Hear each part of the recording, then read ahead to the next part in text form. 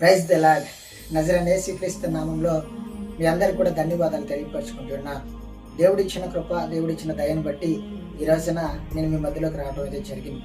ఒకసారి ఈ రోజున వాగ్దానం ఒకసారి చూసినట్లయితే హెబ్రీయుల పత్రిక 10వ అధ్యాయం 23వ వచనం. వాగ్దానం చేసిన వాడు నమ్మదగిన వాడు. దేవుడు మాట్లాడుతున్నాడు ఈ రోజున నీతో. వాగ్దానం చేసిన నేను నీ జీవితాన్ని మార్చగలుగుతాను. వాగ్దానం చేసిన నేను నీ జీవితాన్ని నీకు సక్రంగా మార్చగలుగుతాను. కాబట్టి నేను నమ్మదగిన దేవుడిని, నువ్వు భయపడాల్సిన అవసరం లేదు. నీకు నేను తోడుగా ఉన్నాను.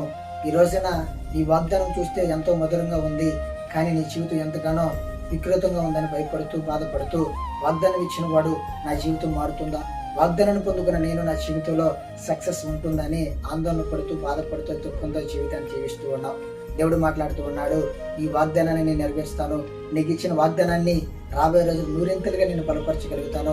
నువ్వు భయపడద్దు, నీకు నేను తోడుగా ఉన్నాను అని దేవుడు మాట్లాడుతూ ఉన్నాడు.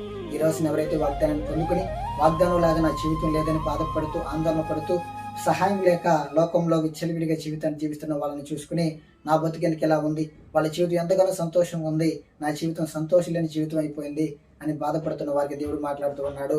వాగ్దానం ఇచ్చిన దేవుడిని, నమ్మదగిన దేవుడిని, నువ్వు భయపడాల్సిన అవసరం లేదు. నీకు నేను తోడుగా ఉన్నాను, నేను లేవనెత్తుతాను, నేను బలపరుస్తాను అని దేవుడు మాట్లాడుతూ ఉన్నాడు. ఆమేన్.